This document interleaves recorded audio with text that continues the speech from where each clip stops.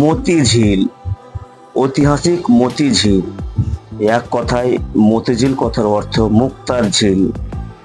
নবাব আলীবর্দী খাঁ তার জামাতাকে মোহাম্মদ নওয়াজিস খাঁকে ঢাকা, চট্টগ্রাম, সিলেট ছোট নবাব নিযুক্ত করেন। তখনকার ঢাকার নাম ছিল জাহাঙ্গীরনগর। তখনকার দিনে বাংলার রাজধানী ছিল এই জাহাঙ্গীরনগর।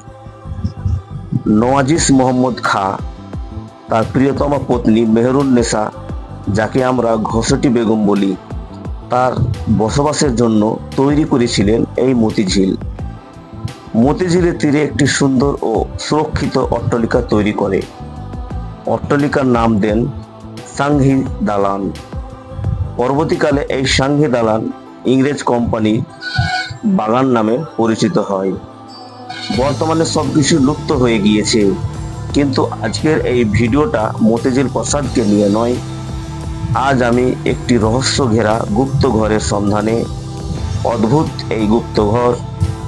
আপনারা আশা করি সামনে দেখতে পাচ্ছেন যে বাড়িটি উল্লেখ করছি, সেই বাড়িটির সামনে চলে এসেছি। আপনারা দেখুন, এই যে বাড়ি চারিদিক থেকে ঘেরা, এই বাড়িটির না আছে কোনো জানালা, না আছে কোনো দরজা। এই গুপ্ত ঘর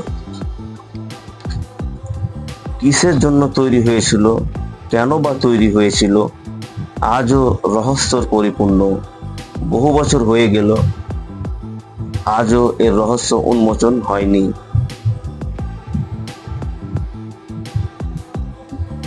অনেকে মনে করেন সিরাজউদ্দৌলা যখন মতিঝিল আক্রমণ করেন, তখন বেগমের রক্ষী বাহিনীর সঙ্গে নবাবের বাহিনীর খণ্ড যুদ্ধ হয়।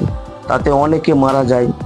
মৃত রক্ষীদের সেখানেই কবর দিয়ে সেখানেই দেওয়াল তুলে দেওয়া হয়, কিন্তু ঐতিহাসিক সত্যতা কিছু পাওয়া যায় না। এই সবই প্রচলিত কাহিনী। তবে এও সত্য যে শোনা যায় ঘসেটি বেগমের প্রচুর ধন সম্পদ ছিল।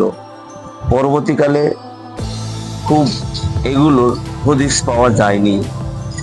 অনেকে মনে করেন মতিঝিলের যে সাংহে দালান, তার সঙ্গে কোনো গোপন সুড়ঙ্গ পথে যোগাযোগ হয়তো হতে পারে।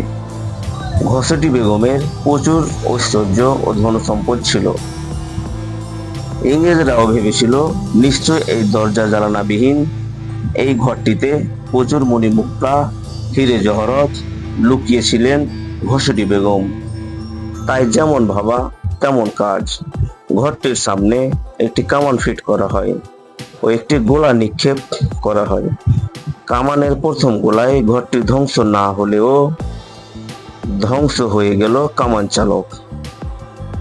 কামানের গোলা ছোড়ার পর সাথে সাথে রক্ত বমি করে মারা গেলেন কামান চালক।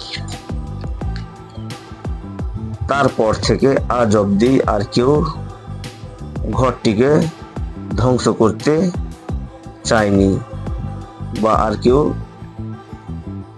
ঘরে হাত দেয়নি। আজও রহস্য হয়ে রয়ে গিয়েছে এই গুপ্ত ঘর।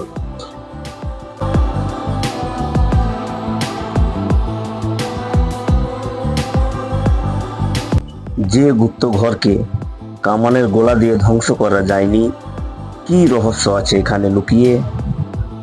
সত্যি আজ চিন্তার বিষয়। আজও চোখের সামনে এমন একটি রহস্য সকলের সামনে পড়ে রয়েছে, অথচ সেই রহস্য ভেদ করা ক্ষমতা কারণে রহস্য রহস্য রয়ে গিয়েছে। রহস্য রহস্য থেকে যাবে। মুর্শিদাবাদে যারা আসবেন তারা দেখে যাবে এই রহস্য। বন্ধুরা, আজ ভিডিওটা এখানেই শেষ করছি।